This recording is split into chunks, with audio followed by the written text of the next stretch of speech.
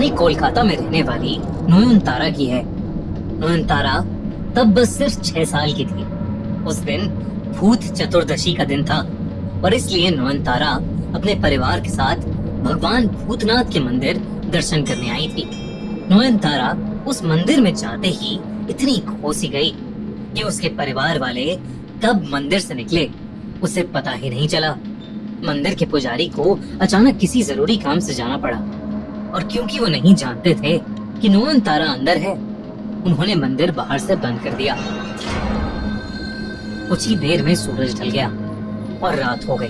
नयनतारा उस मंदिर के अंदर बिल्कुल अकेली थी। तभी अचानक उस बंद मंदिर के दरवाजे से आर पार होते हुए लोग अंदर आने लगे। देखते ही देखते अंदर एक भीड़ जमा होने लगी। सब लोग बहुत अजीब से दिख रहे थे। ये लोग आम नहीं थे। ऐसा लग रहा था कि ये सब मरे हुए लोगों की आत्माएं हैं। बेहद डरते हुए नयनतारा मंदिर के कोने से छुप के उन्हें देख रही थी। तभी उसने देखा कि वो सब लोग एक एक करके भगवान भूतनाथ की पूजा करते हुए रो रहे हैं। ऐसा माना जाता है कि भूत चतुर्दशी की रात मंदिर में भूतनाथ की एक बहुत बड़ी पूजा होती है, जो आत्माएं खुद आकर करती हैं। वो आत्माएं अक्सर अपनी मुक्ति की आस में वहां आती हैं। नयनतारा ने इस कहानी के बारे में तो सुना था, लेकिन आज वो इस सच को खुद अपनी आंखों से देख पा रही थी। तभी उनमें से एक आत्मा का ध्यान नयनतारा पर गया और वो गुस्से से उसे देखने लगा।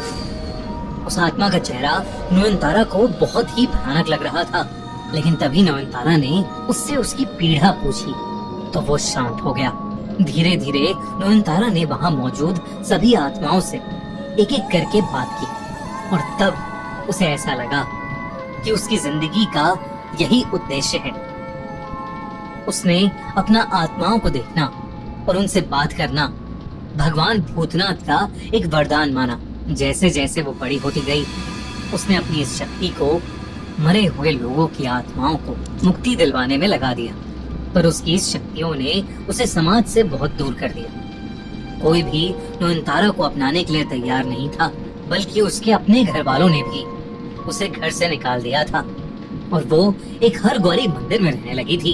एक दिन उसी हरगौरी मंदिर में ललिता सेनगुप्ता अपने बेटे सूरजो सेनगुप्ता को लेकर आई।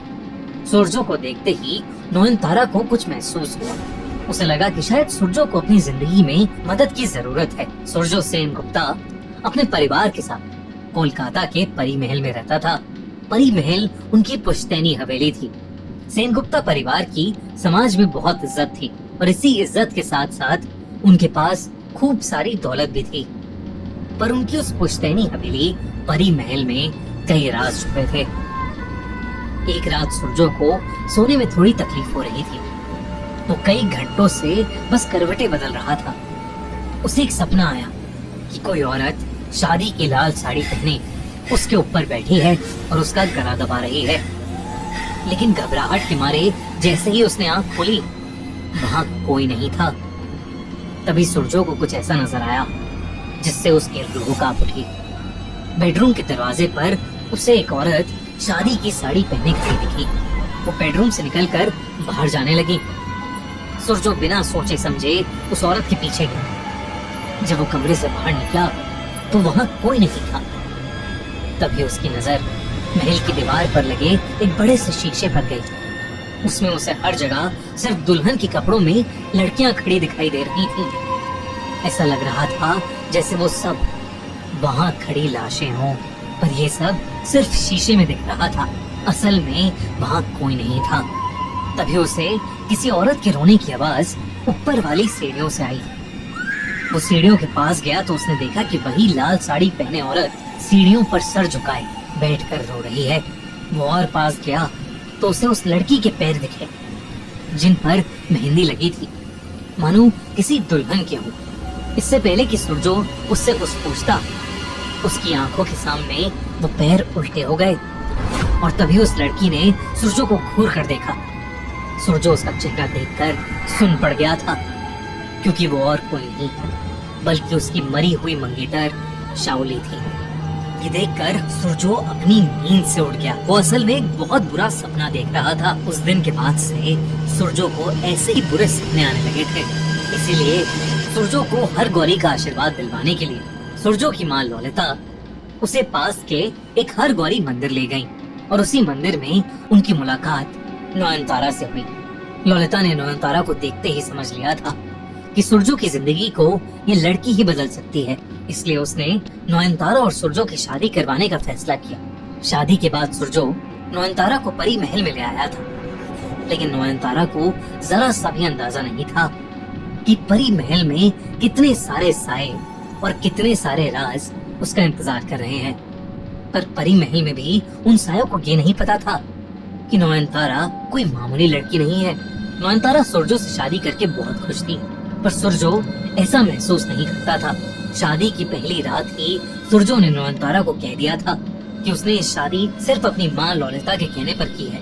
नयनतारा को यह सुनकर बहुत बुरा लगा, पर वो जानती थी कि समय के साथ वो सुरजो का दिल जीत लेगी।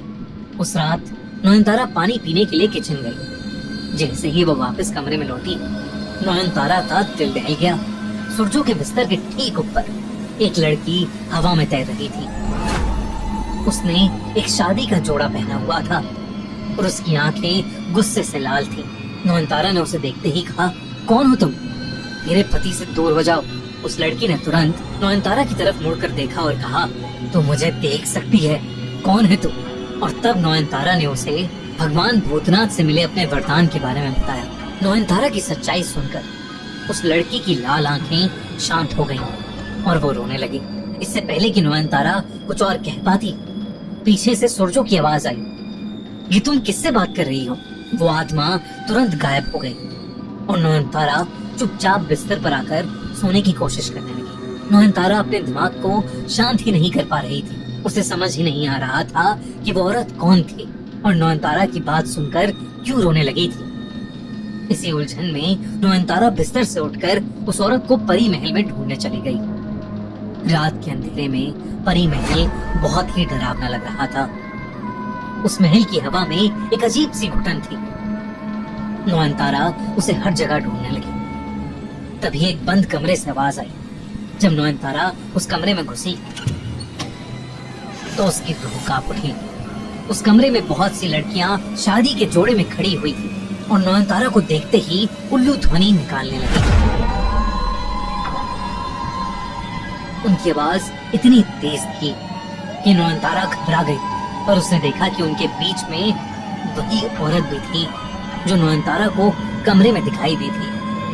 नयनतारा ने उससे पूछा, तुम कौन हो? उस औरत ने जो जवाब दिया वो नयनतारा ने सपने में भी नहीं सोचा था। उसने बताया कि मरने से पहले उसकी शादी सुरजो से होने वाली थी, पर शादी से पहले ही सुरजो ने उसे जान से मार दिया।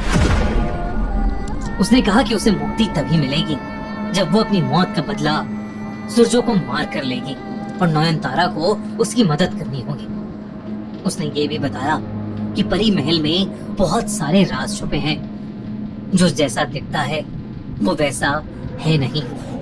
तो आखिर अब नयनतारा क्या करेगी? तो क्या वो उस आत्मा को मुक्ति दिलाएगी या अपने सुहाग की रक्षा करेगी? क्या है आखिर परी महल का राज?